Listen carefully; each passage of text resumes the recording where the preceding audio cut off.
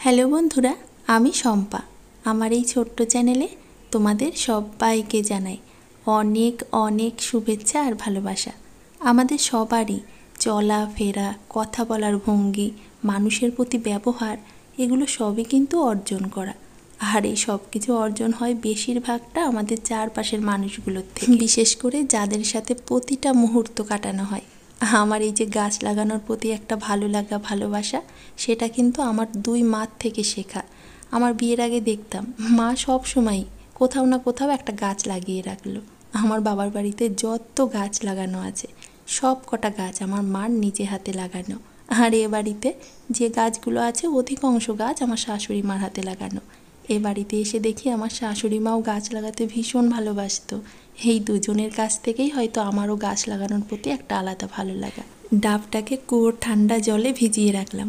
জানি ফ্রিজে রাখলে জলটা আরও তাড়াতাড়ি ঠান্ডা হতো, তবে স্বাস্থ্যকর খাবারটাকে একদমই অস্বাস্থ্যকর করব না। আর দেখেছো রোদটাও কত ভদ্র, একদম গেট দিয়ে বাড়িতে ঢোকার চেষ্টা করছে। একদম সকাল সকাল চলে এলাম, চান পুজো কিচ্ছু হয়নি। আগে গিয়ে চাল কুমড়োর বীজগুলো লাগিয়ে এলাম। মা কি বলতো জানো তো, চাল কুমড়োর বীজ বা যে কোনো ফলের বীজ যদি একটু সকালে লাগানো হয় তাহলে নাকি তাড়াতাড়ি ফল আসে। ওই জন্য আগে ওইটা লাগিয়ে দিয়ে এলাম। চলো এখন গিয়ে নিজের কাজগুলো সেরে চান পুজো সেরে। রোদ দেখেছো কেমন? আমাদের বাড়িতে ঠিক ভোরবেলায় রোদ ঢুকে পড়ে। চলো বেশিক্ষণ আর দাঁড়াবো না। চান করতেই ঢুকছিলাম জানো তো, বাইরে থেকে মাছ দাদার ডাক পেলাম, তাই আবার ছুটে এলাম মাছ নিতে। যদি ভালো মাছ পেয়ে যাই তাহলে বাড়ির ওপর থেকেই নেব। আমরা কিন্তু বেশিরভাগ দিনই মাছটা বাড়ির ওপর থেকেই নিয়ে থাকি। এই দেখো সুন্দর সুন্দর বাটা মাছ পেলাম, তাই নিয়ে নিলাম। এবার মাছটাকে আবার পরিষ্কার করতে হবে, কারণ অত ভালো করে না ওদের কাটাটা হয় না। তাই দেখো হাত দিয়ে একটু পরিষ্কার করে নিচ্ছি। প্রিয় খাবার আমার মাছ, অথচ কাঁচা মাছ না ধরতে একদম ভালো লাগে না, খুব গন্ধ লাগে। ভালোই হলো চান করার আগে মাছটা কেনা হয়ে গেল, পরিষ্কার করে চান করতে যেতে পারবো।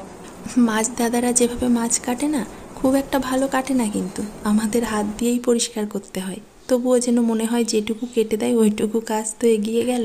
বাড়ির ওপর থেকে মাছ নিলে যদি সেই মাছগুলো কেটে না দেয়, আমি না বেশিরভাগ দিনই সেই মাছটা আর নিই না। কারণ আগে হলে ব্যাপারটা অন্যরকম ছিল, এখন না মাছ কাটার সময় একদমই নেই। মাছগুলো ধুয়ে চান পুজো সেরে রান্নাঘরে চলে এলাম।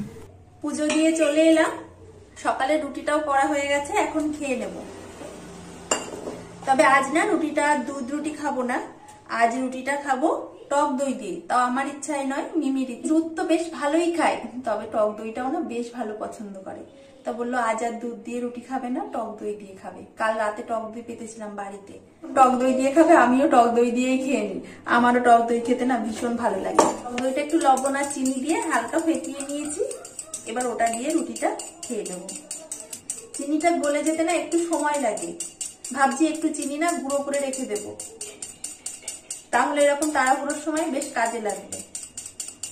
চলো সকালে মিমির কিন্তু খাওয়া হয়ে গেছে, আর হৃদও ঘুম থেকে উঠে পড়েছে। হৃদকে ফ্রেশ করানো হয়ে গেছে, এমনকি খাওয়ানো হয়ে গেছে।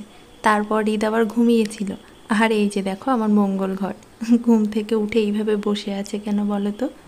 ওই দেখো ওই ঘরের দিকে ইশারা করছে, কারণ ওই ঘর থেকে আওয়াজ পাচ্ছে মিমি গান করছে।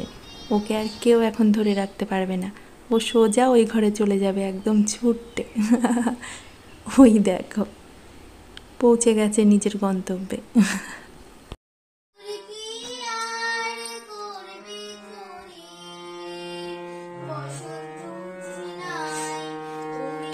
মিমি গান করছে আর এই যে রইল বসে। অন্য সময় তো নাচ করে, তবে এখন তো আমি ক্যামেরা নিয়ে সামনে দাঁড়িয়ে আছি, ওই জন্যই হয়তো নাচ করছে না, আমার দিকে আসার আগ্রহটা একটু বেশি। তারপর ওরা ওদের মতো কাজ করতে লেগে পড়লো, আর আমি চলে এলাম রান্নাঘরে।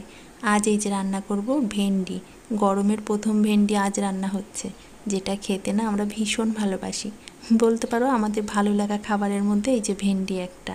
আর এইভাবে করো আর ভাজা, যেভাবেই করো খেতে ভীষণ ভালো লাগে। তবে এটা খেতেও বেশ ভালো লাগে রুটি ভাত সব কিছুর সাথে। তার সাথে বাটা মাছটা আলু পটল দিয়ে একদম পাতলা ঝোল করে নিলাম। রান্না শেষে এই যে দুই ভাই বোনের জন্য ডাবের জলটা বের করে নিচ্ছি। ডাবটা তো সকালে ভিজিয়েই রেখেছিলাম, দেখেছিলে।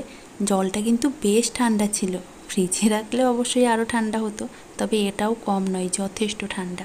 তারপর চান করে রিত তো আবার ঘুমিয়ে পড়লো, আর মিমি একটু আঁকা নিয়ে বসেছিল। তারপর দুপুরে খাইয়ে দাইয়ে আমি রিতকে এখন ঘুম পাড়িয়ে দিচ্ছি। মিমিকেও বলছি তাড়াতাড়ি পেপসিটা খেয়ে ঘুমোতে যেতে। এখন তো আর দুপুরে ঘুমোতে পারে না, এই সময় স্কুলে থাকে।